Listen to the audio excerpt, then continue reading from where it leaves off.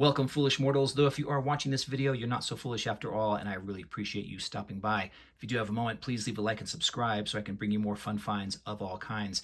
Today, we're going to be looking at the Hallmark Keepsake Haunted Mansion Ornament Collection. This so far is a 3-year, 3 ornament per year run. We are in year 2, and I have 5 of those so far. Unfortunately, I am missing the Caretaker, and there is also a pinnacle piece, which is a Haunted Mansion tree topper. It's a replica of the Haunted Mansion from the Magic Kingdom. Now, how these work is they all plug into one keepsake power cord. And once you push the button on the Haunted Mansion itself, the ghost host will appear with his voice and tell you the greetings and everything that you're used to hearing in the Haunted Mansion ride. And then after that, each ornament has a turn, giving you sound and lights of the segment of the house you're going through, and they all interact. So I'm curious, without the Haunted Mansion, if once these are all plugged in together, they still have their spiel from each other one after the other. We're going to find that out today and take a look at each one in detail. So let's get started. First one we're going to look at today is the coffin in the conservatory. We're going to, of course, look at these in chronological order as they appear throughout the mansion. So this will be our first one we take a peek at. Here it is out of the box. Very lightweight, all plastic as what I can tell, and just great detail. Of course, here's the button that you would push to hear the sound from the person trying to come out of the coffin. That'll be interesting to hear a little bit. There's the back where the keepsake power cord plugs in. From what I can recall seeing them in the store, it's been a while. I've been ordering these online. I know there's a light that comes out from inside here, as well as I believe the candles illuminate. At least I hope they do.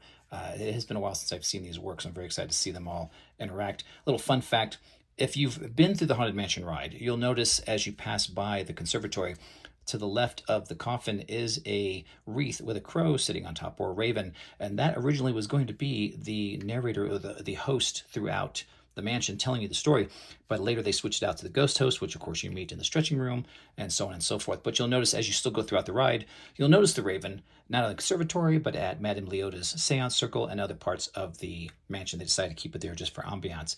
But again, this is the first one that you see going through the mansion. Let's take a look at the next one. Next up, we have Madame Leota on her seance table. Let's open this up and see how she looks. Here she is out of the box. Great texture detail of the tablecloth and the tarot cards across the table. The candles on both sides and the crystal ball illuminate. When you push the button, you can hear her doing her seance, calling the spirits as the articles are floating around the room. Fun fact about this piece and the room itself, Madame Leota was named after Leota Toombs, who was a worker in the special effects department at Disneyland. And they used her, of course, for the face and voice, and out of respect, named the character after her. So there you go. Let's look at the next one. Next one is Victor Geist. Let's open this baby up. And here he is, my favorite piece by far, as well as my favorite part of the Haunted Mansion. As you're going through and you see all those ghosts dancing around and playing the organ and having a duel, all of that is done with a Pepper's Ghost effect. If you're not familiar with what that is, you should definitely look up more effect details about that, but I'll give you a kind of a quick summary. As you're in your Doom Buggy going across the Haunted Mansion, the above and below you are animatronics of the figures dancing, dueling, doing what they are. Between you and the room itself is a very large pane of glass that is angled just right. So all these ghosts and things above and below you are projecting onto the glass and lined up just right. So as you're going by and looking in the room, they appear to be in the room itself, dancing, frolicking, playing the organ as well. The detail on this also is very well done. I'm digging that they have all these floating ghosts coming out of the organ, which you would see in the Haunted Mansion itself. The candelabras, I believe, do light up as well as he does. So this is, again, by far my favorite piece. There's what plugs in, and the button to make the sound is right there. So take one last little look at the top here. And yeah, just a great piece. Let's move on to the next one. And as you pass the ballroom, you enter the attic, and we come across Constance Hatchaway. She's the next in our lineup. Here we go. Here she is. I hope the details come out well in this camera. They look good so far, considering she is a completely translucent figure. They may be hard to spot some, but here you can see a close-up of her face, hatchet in her hand extended to receive her ring, and to say, "Till death do us part." I've seen different incarnations of her through the years. Some were just a red beating heart, no voices whatsoever.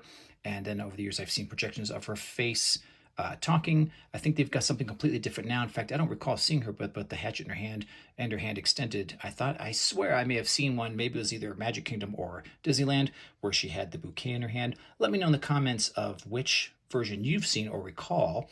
And here we go with the side view. I am appreciating that her veil is much closer to her body than in the picture in the box. I thought it was a little too far out there, but I do like that it's much more snug and hanging comfortably along the backside of her dress. This will be an interesting piece to put in the attic of my Haunted Mansion dollhouse because I'll have to cut out a section of the floor to incorporate the base to fit in flush because I don't want her being too raised with all the stuff around her. So yeah, great little piece there. Looking forward to seeing her lit up and hear what she has to say. And let's move on to the last piece in the collection.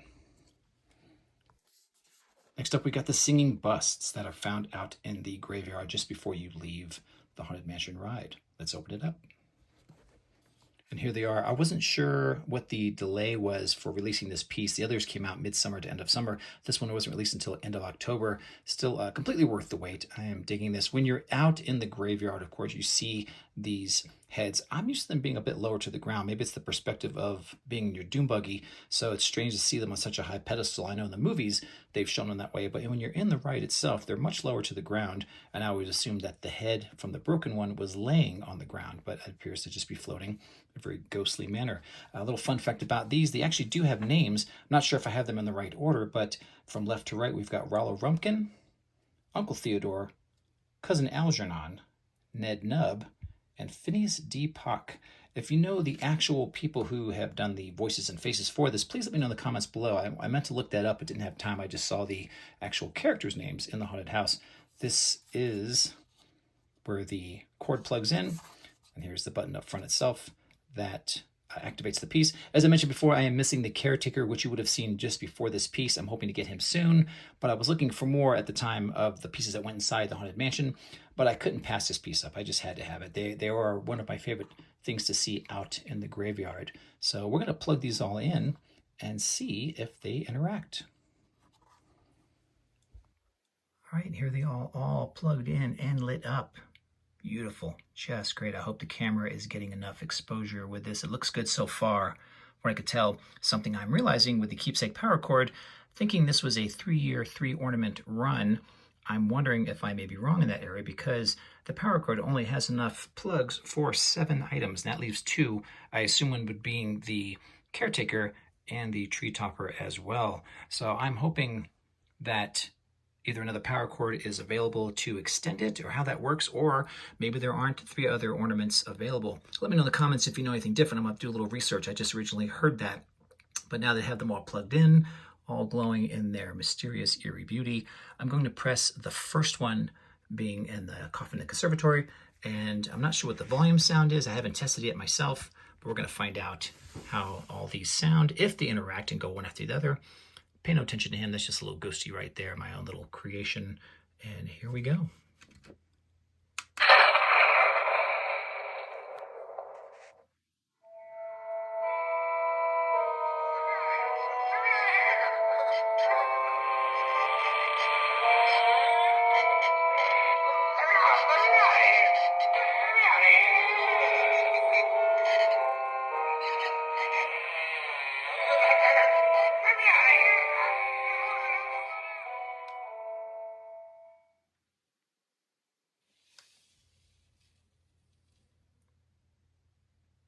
All right, I guess they're not going to go chronologically. I'll have to push the button individually. Let's see them each work. Serpents and spiders, tail of a rat, call in the spirits wherever they're at. Goblins and ghoulies from last Halloween, awaken the spirits with your tambourine. Wizards and witches, wherever you dwell, give us a hint by ringing a bell.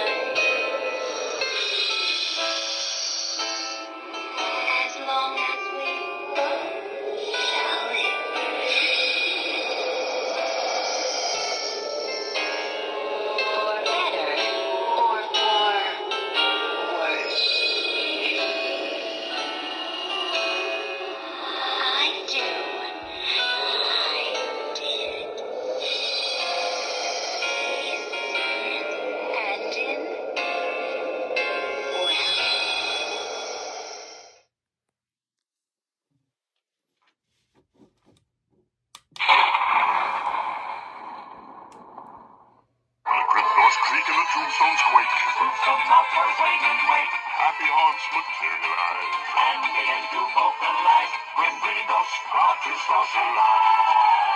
Now don't close your eyes and don't try to hide. For a silly spook placed by your side. Shrouded in a dark disguise. They pretend to terrorize. Bring those sparkles socialize.